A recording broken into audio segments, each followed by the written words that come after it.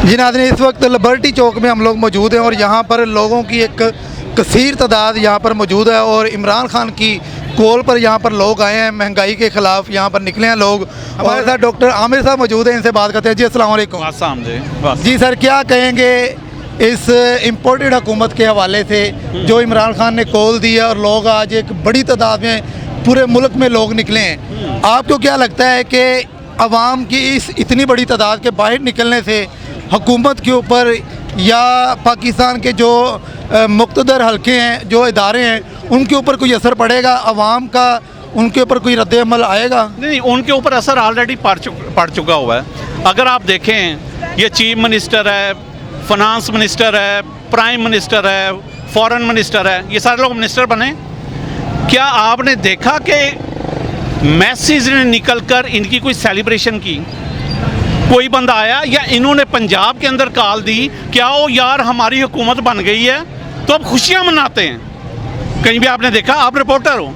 ये पहले होता था कि जब किसी की हुकूमत जाती थी लोग मिठाइयाँ बांटते थे, लेकिन ये पहली दफ़ा हमने तारीख में देखा कि अगर किसी की हुकूमत गई है पाकिस्तान में तो लोग उसके ख़िलाफ़ एहतजाज में निकले हैं। श्योर, इसके ऊपर तो कोई दूसरी राय नहीं है। आप देख लें कि उस वक़्त से जिस दिन इन्होंने खान साहब को उतारा, मैं कहता हूँ उससे दूसरे दिन जो इतवार की रात थी, वो पाकिस्तान की अवाम ने साबित कर दिया कि पाकिस्तान की अवाम जो है वो एक बकाऊ माल नहीं है, वो एक बगैरत कौम नहीं है। वो कौम है जिसने 1947 के अंदर अगर कुर्बानी दी थी कि इस मुल्क को हमने आगे लेके जाना है, तो वो आज भी ज़िंदा है। उसकी तीसरी नस्ल आज भी ज़िंदा है और वो एक आज़ाद पाकिस्तान चाहती है। और उसी के लिए आज भी देख लें कि ये सारे लोग जो हैं वो निकले हुए हैं। जब हम आज़ाद होंगे तो महंगाई जो है ये कोई फैक्टर है ही नहीं है।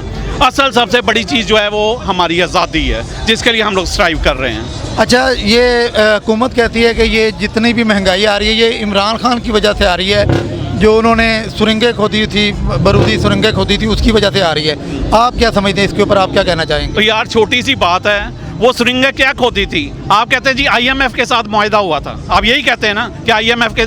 खान ने तो एक्नॉलेज नहीं किया उस मुआहदे को। उसने कहा कि मेरी गरीब आवाम जो है वो मेरे लिए मुकद्दम है, उसको मैंने मरने नहीं देना। उसने उस मुआहदे को जो है वो चीर फाड़ कर फेंक दिया कि अवाम को जो है वो मैंने बचाना है। कोविड में उसने बचाया, गुर्बत से उसने बचाया, हर जगह हर प्लेटफॉर्म के ऊपर वो खड़ा हुआ और उसने बताया कि पाकिस्तान की अवाम उसके लिए सबसे मुकद्दम है। तो ये जो है जिनको IMF का मुआहदा तंग कर रहा है, उनकी जायदादें बाहर पड़ी हुई हैं।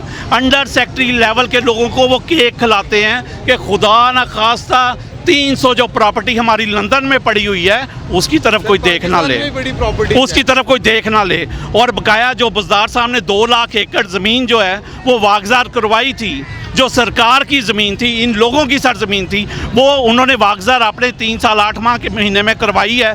वो करवाने के बाद आज देख लें जाके उन सब के ऊपर दोबारा कब्जे हो चुके हैं। अच्छा, आपने बुज़दार साहब की बात की तो मैं आपसे पूछना चाहूँगा कि 20 अरकान जो है वो डी-सीट होने के बाद पंजाब हुकूमत अभी तक कायम है, इसके ऊपर क्या कहेंगे? यार ये सिर्फ एक मैसेज है जो कि मेरा ख्याल कि हमें एस्टेब्लिशमेंट को देना चाहिए।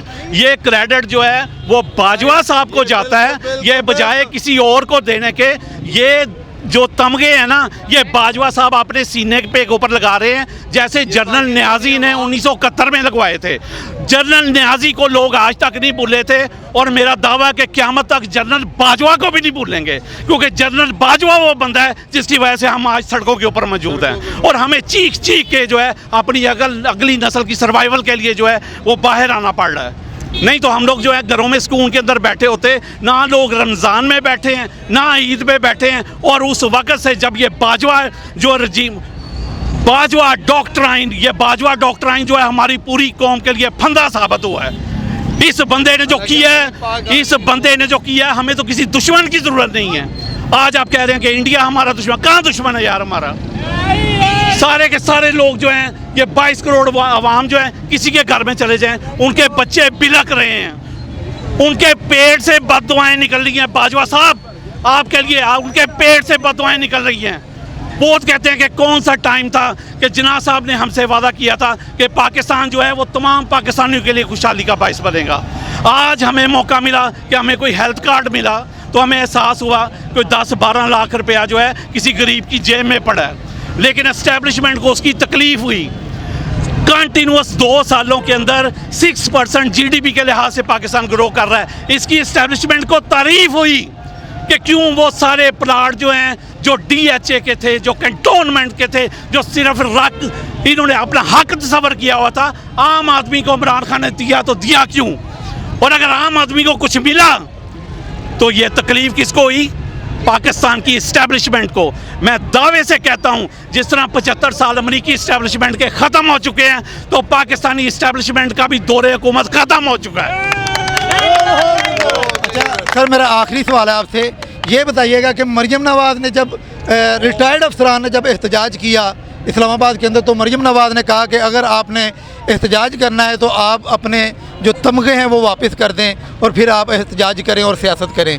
इसके बारे में आप क्या कहना चाहेंगे? और फिर ये भी रिपोर्ट हुआ कि कई लोगों की जो रिटायर्ड अफसरान थे, फ़ौजी अफसरान थे, उनसे कई अमरात जो हैं उनको दी जाती हैं रिटायर्ड होने के बाद, उनसे वापस ले ली गई।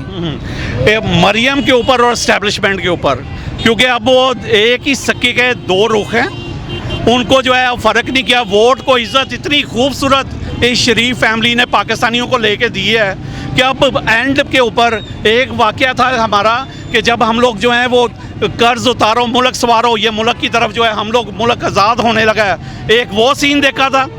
और दूसरा अब देखा है कि वोट को इज़्ज़त जो है इस्टेब्लिशमेंट ने कैसे दी। इस्टेब्लिशमेंट फ़ौज जो है वो हमारे लोगों ने अपना पेट काट के पाली थी। फ़ौज जो है, मेरा पेट काटा गया था, मैं टैक्स देता हूँ, वो पाल के हम अब सारे पाकिस्तानी कह रहे हैं कि यार किस तरह हम इस मुल्क को छोड़ के चले जाए, क्यों छड़े जाएगा? ये इस्टेब्लिशमेंट छोड़ के जाएगी, इनकी कब्रें बाहर पड़ेंगी, हमारे सब लोगों की कब्रें यहाँ पे हैं। और मरियम के ऊपर मैं बात नहीं करूँगा, मैं खुद मेडिकल फील्ड से हूँ, मेडिकल कॉलेज में पढ़ाता हूँ। और एक शय, हमने इसको मेडिकल डॉक्टर नहीं बनने दिया, ये इस काबिल नहीं थी कि ये मेडिकल डॉक्टर बन सके, तो उसका बाप कहता कि हमने उसे प्राइम मिनिस्टर बनाना है। तो पाकिस्तान की अवाम जाग चुकी है। आप जिस बंदे के सामने, रेडी वाले के सामने, इवन के किसी बकारी जो हकीकी बकारी है उसके सामने भी माइक करेंगे तो वो आपको चीख चीख के बताएगा कि इमरान खान जो है उनको कौन सा शऊर दे गया है। और ये वाला शऊर जो है वो पैसों से नहीं आता कि लोग अपने घरों से खुद आए हुए हैं, कोई बंदा किसी को नहीं लेकर आया। आपने जो करना है कर लें, लेकिन एस्टेब्लिशमेंट की लाइफ इज़ ओवर। सही है, बहुत शुक्रिया डॉक्टर साहब आपका। नाज़रीन, आपने जाना कि डॉक्टर आमिर साहब हमारे साथ मौजूद थे और अपनी वो बात कर रहे थे। और यहाँ पर जितने भी लोगों की तादाद, ये लोग किसी MP किसी MNA के यहाँ पर लाए हुए नहीं हैं, बल्कि लोग खुद अपने घरों से निकले हैं, इस इम्पोर्टेड हुकूमत के ख़िलाफ़ निकले हैं। और यहाँ पर रात के इस वक्त तकरीबन कोई 11:30 का वक्त है, लेकिन यहाँ पर लोगों की एक बड़ी तादाद मौजूद है और लोग इस इम्पोर्टेड हुकूमत के ख़िलाफ़ निकले हुए हैं। और इस इम्पोर्टेड हुकूमत ने जो महंगाई का तूफ़ान लाई है पिछले 2 महीनों के अंदर, उसके ख़िलाफ़ जो है अवाम यहाँ पर निकली है और अपनी राय का इजहार कर रहे हैं।